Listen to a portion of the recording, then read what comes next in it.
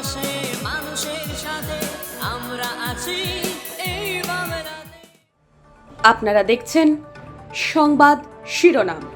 দেখলেন তো অনেক কিছু, এবার দেখুন নতুন কিছু। নমস্কার, আমি অনিশা আর আপনারা দেখছেন সংবাদ শিরোনাম। বরানগর বিধানসভায় প্রচার করতে গিয়ে স্থানীয় এক মহিলার সাথে বাগবিতণ্ডায় জড়িয়ে পড়লেন বিজেপি প্রার্থী সজল ঘোষ। বরানগর বিধানসভার 1 নম্বর ওয়ার্ড সুকান্ত পার্ক এলাকায় সকাল সকাল প্রচার করতে বেরিয়েছিলেন বিজেপি প্রার্থী সজল ঘোষ, আর সেখানেই এক স্থানীয় মহিলার সাথে তর্কাতর্কিতে জড়িয়ে পড়লেন বিজেপি প্রার্থী সজল ঘোষ। ডবল ডবল চাকরিও হয়নি, শোনেন না, এখনো বাড়িতে জল নেই। চলুন আপনাকে নিয়ে ঘুরি, আপনাকে নিয়ে ঘুরি। দিদি, আমি আপনার সাথে ঝগড়া করতে আসিনি। আমি বলছি আপনারা জল পান না জল কিনে খেতে হয়? আপনারা জল পান না জল কিনে খেতে হয়েছে না? কেন জল কিনে খাবে? আমি জলের কথা বলেছি।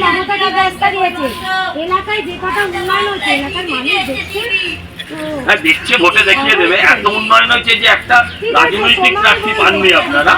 একটা রাজনৈতিক প্রার্থী পেলেও বুঝতাম এত উন্নয়ন হয়েছে। আপনি রাস্তা হয়েছে, আমি তো বলিনি রাস্তা হয়েছে, কিন্তু আমার প্রশ্ন হচ্ছে যে বাড়িতে আজকে জল কিনে খেতে হয়। কন্যাশ্রী দিয়েছেন, চাকরি দিয়েছেন দিদি, দিয়েছি দিয়েছি দিয়েছি, এক্ষুনি দেখাচ্ছি। এক সেকেন্ড দাঁড়ান, দিদি দাঁড়ান, দিদি দাঁড়ান না। হ্যাঁ,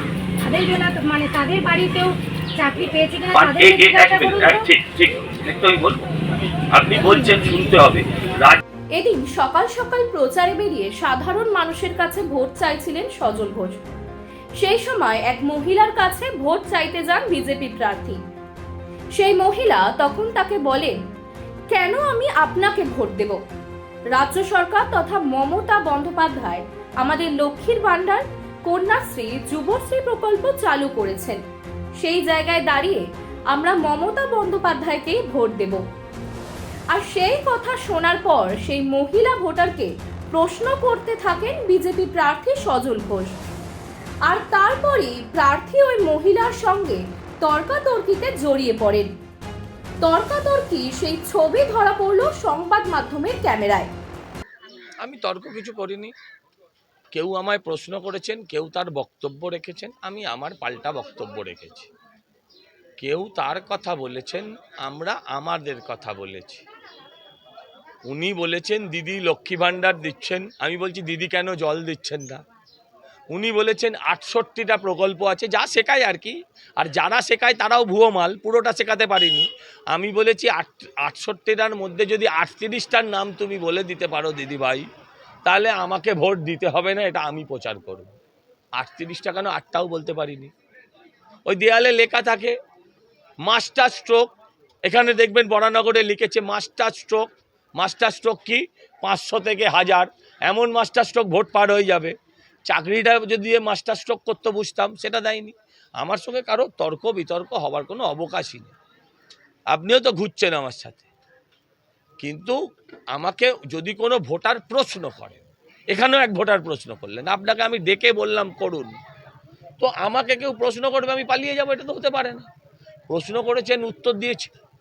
বলছেন সন্দেশখালি মিথ্যে ঘটনা, যা ওদের নেত্রীর মুখের ভাষা তাই ওরা বলছে। বাংলার মানুষ বুঝছে কোনটা আসল কোনটা নকল। মানুষের পাশে মানুষের সাথে আমরা আছি এই বাংলাতে। আপনারা দেখছেন সংবাদ শিরোনাম। দেখলেন তো অনেক কিছু, এবার দেখুন নতুন কিছু।